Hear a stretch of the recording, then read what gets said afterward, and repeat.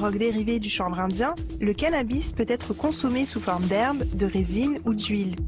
En France, il est régulièrement consommé par 1,2 million de personnes et quotidiennement par 800 000 personnes.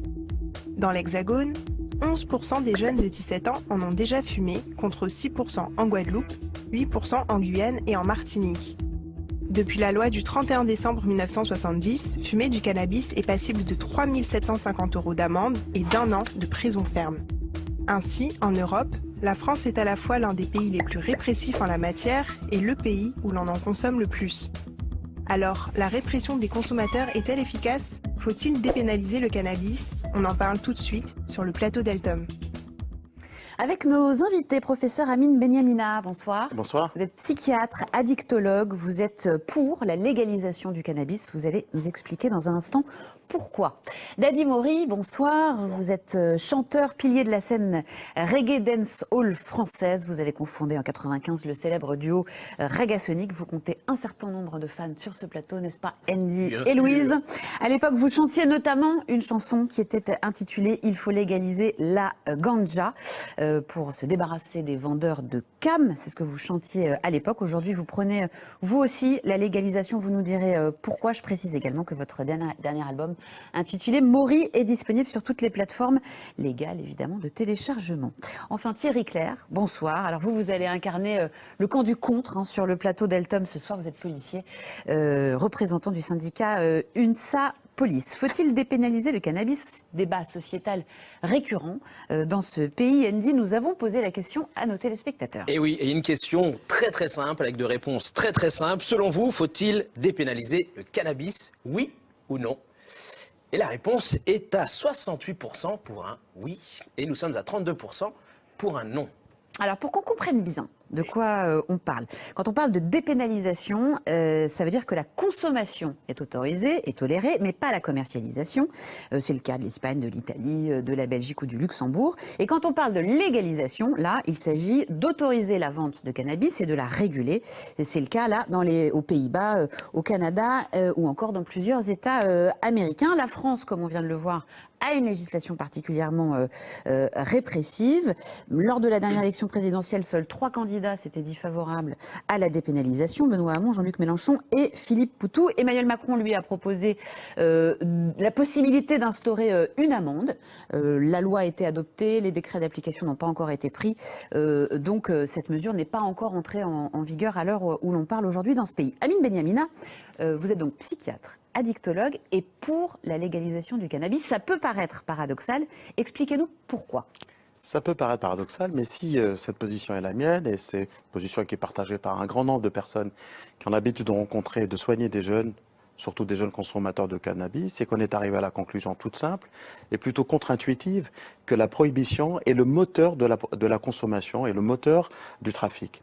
Et que réguler, c'est-à-dire savoir ce que consomment les jeunes et les moins jeunes d'ailleurs, et permettre à l'État, mais pas qu'à l'État, de réguler le marché, aura un effet, c'est ce qu'on voit, on pourra en parler tout à l'heure sur un certain nombre d'études, aura un effet à la fois dissuasif parce que ça sera moins attractif, moins marchand, on aura une qualité qui sera probablement un peu plus connue, et puis on aura une vraie politique de prévention sur une population qui est particulière, c'est-à-dire les jeunes et les personnes souffrant de pathologies psychiatriques. Pour ce qui est des adultes, la consommation festive ne m'importe peu. Moi, en tant que médecin, à la limite, je dirais de manière assez provocatrice, c'est moins nocif que de consommer de l'alcool tous les soirs. Je le dis parce que le débat est très souvent lié. Voilà la raison pour laquelle, mais je pourrais rentrer dans le détail, en tant que médecin, j'ai fait le tour dans mon esprit. J'ai commencé en étant prohibitionniste. J'ai l'habitude de dire, et puis j'étais un jeune con, entre guillemets, quand j'étais interne. Et avec les années, ce sont les jeunes et les moins jeunes que je rencontre, qui m'ont amené à réfléchir et sortir de ma position un peu dogmatique et pragmatique. Alors on va écouter Gilles Blackaman tout de suite. Lui, il est éducateur spécialisé en Guyane et il nous explique pourquoi, à l'inverse, lui, il pense qu'il faut continuer à pénaliser les consommateurs, notamment les jeunes. Alors, concernant la question, à savoir est-ce qu'il faut continuer à pénaliser les consommateurs de cannabis, moi je dis oui, notamment les jeunes avec lesquels je travaille. Quand ils ont consommé du cannabis, les effets sur eux sont négatifs. ils deviennent violents, ils deviennent, comme ils disent, hein, ça les désinhibe et du coup ils se sentent invincibles. Donc rien que pour ça, il faut continuer à pénaliser pour freiner cette montée en puissance des fumeurs de cannabis chez les jeunes. Alors, je voudrais réagir tout de suite. Oui. En France, nous avons, je ne l'ai pas dit tout à l'heure, l'arsenal juridique le plus répressif, le plus prohibitionniste dans le monde. C'est la loi de 70 qui met le cannabis au même titre que les opiacés. Et vous savez très bien de quoi je parle, c'est l'héroïne et ce qu'on appelle les drogues dures. Cette loi n'a à aucun moment freiné quoi que ce soit. À aucun moment concernant le cannabis. Et donc, devant le constat d'échec d'une loi qui a pour mission de protéger, parce que c'est le cas de protéger les jeunes, il n'est pas idiot intellectuellement de penser à une alternative. L'alternative, on n'est pas plus intelligent que le reste du pays, des pays du monde, c'est essayer de voir s'il n'y a pas un moyen de réguler. Parce que la prohibition n'a pas donné les résultats escomptés. Et pour être encore plus provocateur, il y a une association qui dépend de l'ONU, ce qu'on appelle la Global Commission, qui prône très clairement la légalisation encadrée de toutes les drogues. Évidemment, ce n'est pas le sujet, mais pour vous montrer que la lutte et la prohibition des drogues n'a rien donné, si ce n'est enrichir les réseaux des trafics internationaux et ne pas protéger les personnes qui très clairement sont attirées par ce qui est interdit. Dadi Mori, parmi les arguments qu'on entend régulièrement, il y a celui qu'on entendait à l'instant dans la bouche de cet éducateur, dépénaliser enverrait un mauvais signal à la jeunesse. Qu'est-ce que vous pensez de Moi, je cet suis pour, argument ? en premier temps, une dépénalisation du cannabis, je dirais même une décriminalisation du Donc, cannabis. autoriser la simple consommation. Bah ouais, je pense qu'un consommateur n'a rien à faire en prison, quoi. Il y a des chefs d'entreprise qui sont consommateurs, vous avez des médecins qui sont consommateurs, qui se retrouvent dans des problèmes. Je pense que faut réguler le cannabis et puis dépénaliser déjà en premier temps. Et en deuxième temps, je dirais encadrer le cannabis et puis régulariser le cannabis aussi, quoi. Thierry Clair, est-ce que la place d'un consommateur de cannabis est en prison ? Non, mais justement, je pense que là-dessus, le débat peut s'engager sur la légalisation ou non, sur la dépénalisation ou non. Dire que la prohibition est le moteur justement de la consommation, je pense qu'il faut se pencher sur les causes en fait. Pourquoi ? Parce que déjà, quand on discute avec un certain nombre de jeunes, pour nombre d'entre eux, en fait, le cannabis n'est pas interdit. Quand vous discutez avec des jeunes de 14-15 ans, je veux dire, il y a une telle consommation dans notre pays que finalement, il n'y a pas de prohibition. C'est-à-dire que dans leur tête, il n'y a pas de prohibition. Donc ça veut dire que s'ils fument, ce n'est pas par rapport à cet aspect de prohibition. Deuxièmement, je dirais que la France est le pays le plus répressif, mais dans les textes. Parce qu'effectivement, dans les textes, vous risquez, en termes de consommation, 7 500 € d'amende, 1 an d'emprisonnement. Mais la réalité, elle est tout autre sur les 100, 170 000, 180 000, 160 000 en fonction des années. Procédures qui sont faites pour usage de stupéfiants. En réalité, pour la très très grande majorité de ces procédures-là, quasiment plus de la moitié, 80%, pas loin, on est en fait sur des rappels à la loi. On va faire 160 000 procédures par an quand même, ça vous occupe ? Vous n'avez pas mieux à faire ? Justement, c'est pour ça que, effectivement, nous prenons, en ce qui concerne l'UNSA-Police, justement une simplification de la procédure pénale qui aujourd'hui est très complexe pour l'ensemble d'ailleurs des procédures de droit commun. Et alors, c'est-à-dire, c'est quoi ? C'est-à-dire notamment, c'est vrai que l'amende telle qu'elle nous est présentée, mais après il faudra voir le mode d'application tel qu'il est, peut être un mode de simplification. C'est-à-dire que concrètement aujourd'hui, vous avez des politiques pénales qui sont différentes en fonction des lieux, des départements. Le parquet a une politique pénale qui peut être différente. C'est-à-dire que dans certains départements, vous allez interpeller une personne détenteur de 15 grammes de résine de cannabis, vous allez la conduire au commissariat, placement en garde à vue, etc. C'est du temps fonctionnaire placé. Pourquoi ? En fait, pour un rappel à la loi, ensuite, qui sera lu par un magistrat ou par un officier de police judiciaire.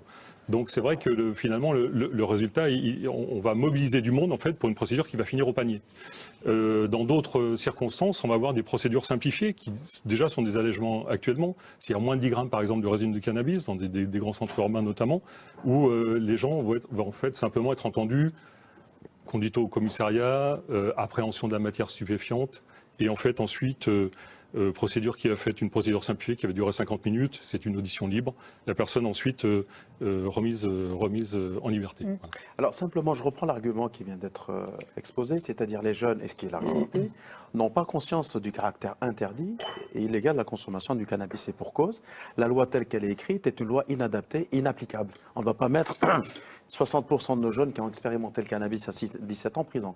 Donc c'est la raison pour laquelle la logique voudrait que l'on change la loi, mais qu'on la change à l'aune du jeûne de 2019 et non pas celui de 1970.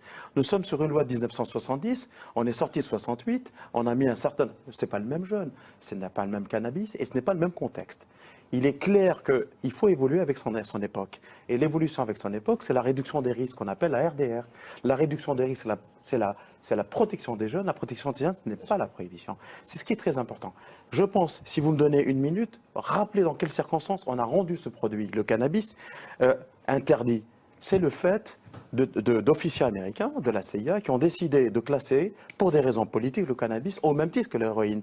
Parce qu'il y avait des considérations de type géopolitique, et qui fait que, petit à petit, on s'est retrouvé à mettre au même titre le cannabis que l'héroïne, que les drogues dites dures.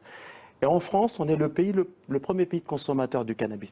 Donc il y a un certain nombre d'éléments, un certain nombre de facteurs qui nous appellent à s'exonérer des histoires des autres pour essayer de voir de manière hexagonale la problématique. On a un cadre législatif qui est contraignant, qui est dur, qui est prohibitionniste, avec des jeunes qui consomment beaucoup. Donc ce cadre ne protège pas les jeunes. Pour les protéger, il faut le changer. Pour changer, il faut mettre un cadre légal de régulation. Je ne dis pas, qu'on ne me dise pas que je l'ai dit en France, que le cannabis est bon pour les jeunes. Je dis que la loi est mauvaise pour les jeunes et que le pragmatisme veut que pour les protéger, il faut légaliser. C'est un exercice contre-intuitif sur le plan intellectuel, mais qu'il faut l'avoir en tête, c'est ce qui s'est fait ailleurs. Andy, justement, vous avez décidé de tester nos connaissances. On va y revenir. Sur l'état de des législations dans les autres pays du monde. Mais oui, on en parlait tout à l'heure. Alors, d'après le rapport annuel mondial de l'Office des Nations Unies sur les drogues et le crime, en 2016, le cannabis était la drogue la plus utilisée avec 192 millions de personnes l'ayant consommé au moins une fois au cours de l'année précédente. Alors voilà, je vous propose un petit test sur les pays qui nous entourent pour savoir comment ils en sont, comment ça se passe chez eux. Alors petite première question, selon vous, quel est le premier pays à avoir légalisé totalement le cannabis? Totalement. Totalement. On parle de totalement. Est-ce que c'est le Canada, l'Uruguay ou les États-Unis? Uruguay. Voilà. Allez, on a des spécialistes sur le plateau aujourd'hui. Effectivement, la réponse est l'Uruguay. Et c'est en décembre 2013 que l'initiative du président José Mujica de l'Uruguay qui devient le premier pays où il est légal de transporter, vendre et consommer du cannabis. Deuxième question. À votre avis, parmi ces trois pays, dans lesquels est-il permis de fumer du cannabis? La Suède, le Japon ou la Corée du Nord? Fumer du cannabis? Suède. Japon non plus. C'est la Corée du Nord. Eh bien, c'est la Corée du Nord. Ah ouais? Et oui, eh bien la réponse, c'est la Corée du Nord, même si les informations venant de ce pays sont quand même à prendre avec des pincettes. On y va léger, d'accord? Forcément facile d'aller vérifier sur place. Voilà, j'irais bien, mais je peux pas y aller. Donc il semblerait que du coup, effectivement, les Coréens consomment une drogue qui est similaire, qui s'appelle l'Ipetambwe et qui est une version du cannabis avec un taux de THC un peu plus faible. Attention, troisième question. Messieurs, quel est le premier État des États-Unis à avoir légalisé la vente du cannabis? Colorado. C'est l'Oregon, c'est Denver. Alors, Colorado, Californie ou Nevada? Colorado. Eh oui, voilà, ok.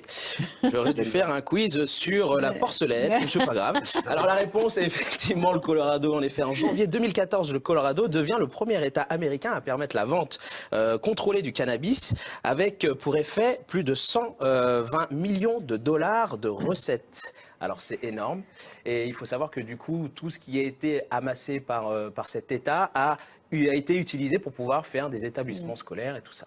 Est-ce qu'on a su... Pardon, Oui, non, vous avez encore une question? Non, j'avais terminé, dites-moi.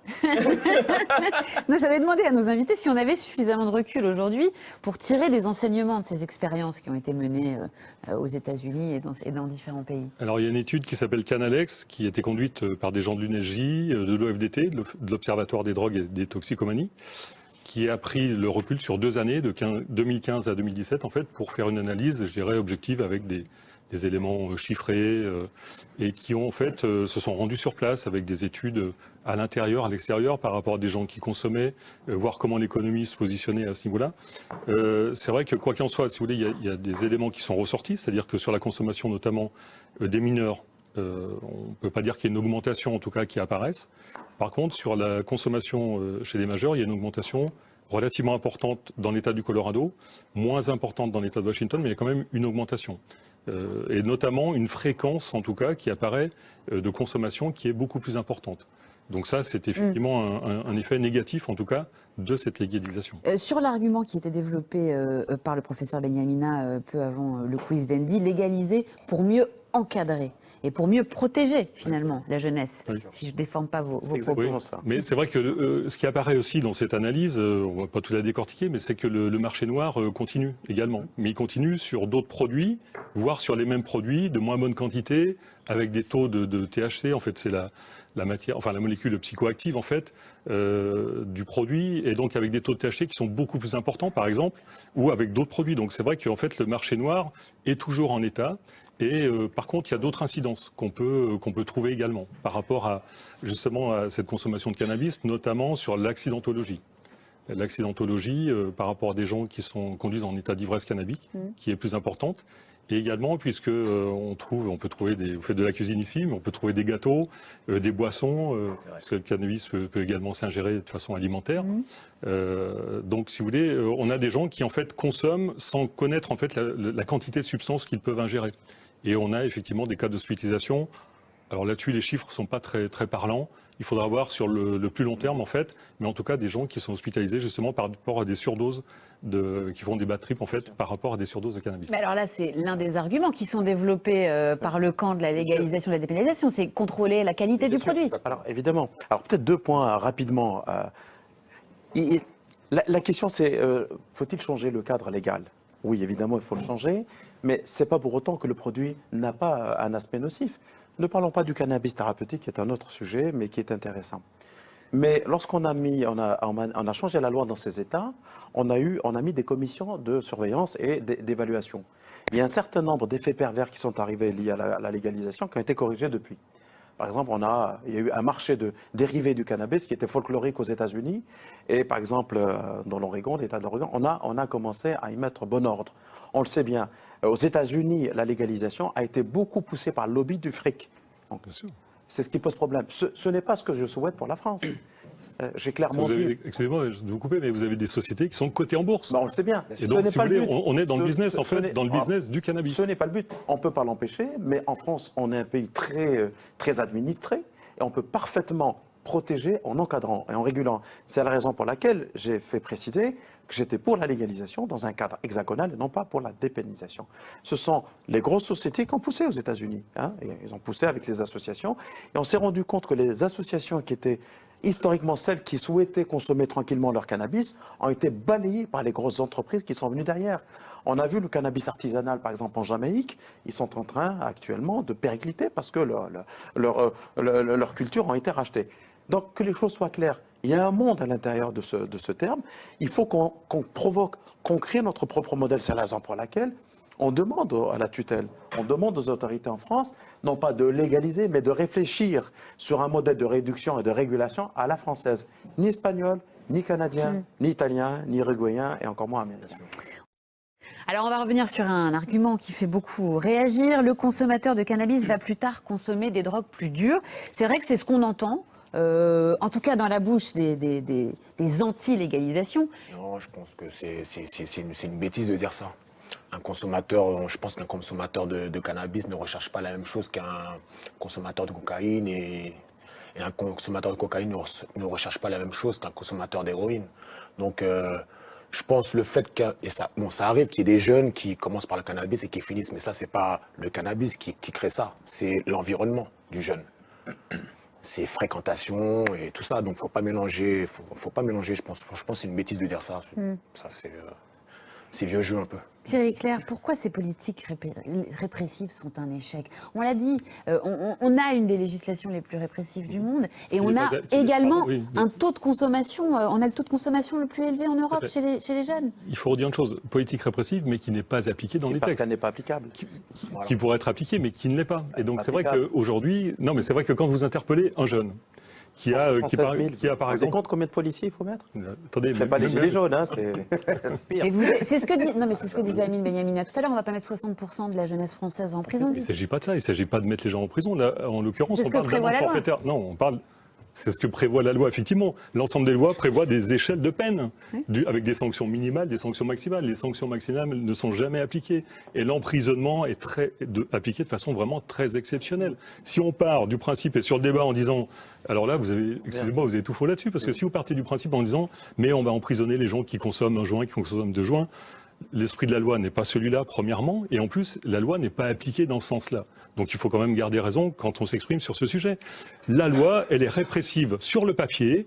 En l'occurrence, aujourd'hui, vous interpellez des jeunes. Moi, je veux dire, il y a des gens qui sont venus me voir parce qu'ils me connaissaient en tant que policier, des mères de famille, qui m'ont dit, voilà, qu'est-ce que je dois faire ? Je suis vraiment effaré, mon fils y fume, et maintenant il se met à vendre. Parce que pour payer sa consommation, et voilà, il y a quand même des cas qui sont dramatiques, des parents qui sont désabusés par rapport à ça. Donc il ne faut pas prendre le sujet à la légère. Je pense qu'on peut tout mettre sur la table, mais de façon objective, concrète, sereine, mais en prenant vraiment tous les paramètres en compte. C'est que vous avez des familles, vous avez des gens, vous savez, des parents qui sont complètement désemparés dans ce cadre-là. Et quand on dit ces vieux jeux de dire ouais, le cannabis, après on passe systématiquement sur d'autres drogues. Non, c'est pas le cas systématiquement, bien heureusement. Sinon, on aurait beaucoup plus de trucs. Ça étant, les gens qui sont passés sur les autres drogues ont, dans la majorité des cas, très large majorité, commencé par le cannabis. Je voudrais quand même, en quelques mots... On mange la sardine avant de manger le caviar. Je ne mange pas de caviar, désolé. Pas le même salaire. Je voudrais quand même, parce qu'on ne l'a pas vraiment expliqué, professeur, les ravages du cannabis chez les jeunes. Les effets. C'est important. D'abord, le premier des ravages, c'est le décrochage scolaire. Voilà, la déscolarisation. C'est la déscolarisation, c'est le problème. Ce qu'on appelle la première chose qui est touchée, c'est la sphère cognitive. Concentration, mémoire, attention, c'est réel. Et ensuite, on a une pathologie qui est grave, qui est très grave, mais qui est rare, c'est la psychose. On a des états dépressifs, l'anxiété. Je n'ai jamais dit que c'était bon. Bien sûr, mais je voulais quand même vous le faire dire. Bien sûr, c'est hyper important de le dire. Je dis simplement que la loi telle qu'elle est, puisque la loi n'est pas appliquée, changeons-la. Pour moi, changeons-la et rendons-la applicable, mais de manière raisonnée, de manière réaliste. C'est-à-dire, au lieu de réprimer, même sur le texte, même, prévenir et interdire de manière intelligente. C'est ce que font les Canadiens. Vous savez comment ils font maintenant? Ils ont mis en place un décret d'application de la loi qui est extraordinaire, avec des vidéos, avec Instagram, avec les là où se trouvent les jeunes, et non pas un texte qui tombe comme ça et qui n'est pas appliqué. Vous le faites aussi, vous, en plus, avec moi, je le fais, TV. moi. Absolument, je le fais avec Vous avez cette plateforme aussi qui permet de donner pas mal d'informations. Vraiment. Complètement, absolument. Vous avez parlé du cannabis thérapeutique tout à l'heure. On va quand même en dire un mot. De nombreux pays l'autorisent pour soulager des patients atteints de pathologies graves. En France, un comité d'experts indépendants s'est récemment prononcé en faveur de l'autorisation du cannabis médical. Cannabis thérapeutique vers une expérimentation. L'usage du cannabis comme antidouleur est très réglementé en France. Et s'il pourrait s'assouplir, comme le plaide l'Agence nationale de sécurité du médicament, aujourd'hui, seuls 3 médicaments à base de cannabinoïdes sont autorisés, et dans des conditions très restrictives. Seule une centaine de patients en bénéficient. Le cannabis apaise grâce au THC, un agent psychoactif, et le CBD à l'action relaxante.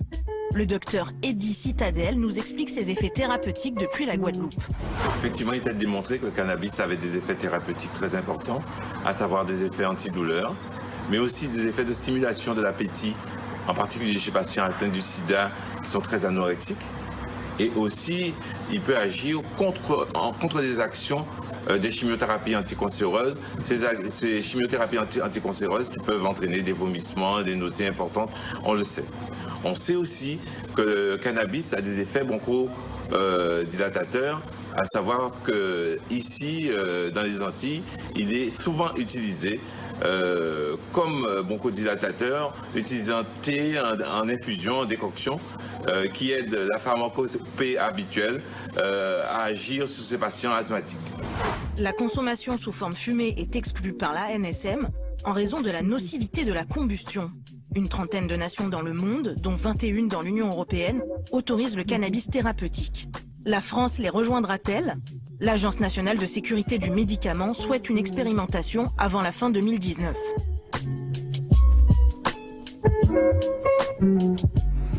Un mot rapidement sur le cannabis thérapeutique. Belle avancée, évidemment. Les experts ont donné leur rapport. Maintenant, c'est à la ministre de mettre en place ce qu'il faut pour pouvoir... Elle n'y a pas l'air opposée. Non, mais vous savez, pour le cannabis, il y a des comme ça. Il y a des frilosités particulières? Il y a des blocages comme ça. Lady Maury? Cannabis thérapeutique, je suis pour. Bien sûr. Bien sûr, je suis pour. Il y a beaucoup de gens qui en ont besoin et aujourd'hui, ce serait vraiment bête de passer à côté, quoi. Thierry Clair. Moi, pas de problème pour légaliser le cannabis thérapeutique. À partir du moment où ça amène, je veux dire, ça aide les gens qui sont en grande souffrance sur des pathologies très lourdes. Il y a bien des dérivés de l'opium qui sont utilisés également en antidouleur. Donc à partir de là, je vois pas pourquoi on se focaliserait sur le cannabis. Donc on avancera peut-être sur cette question en 2019. On aura l'occasion d'en reparler. Merci à tous les trois d'être venus débattre sur le plateau d'Eltom ce soir. Andy, je vous laisse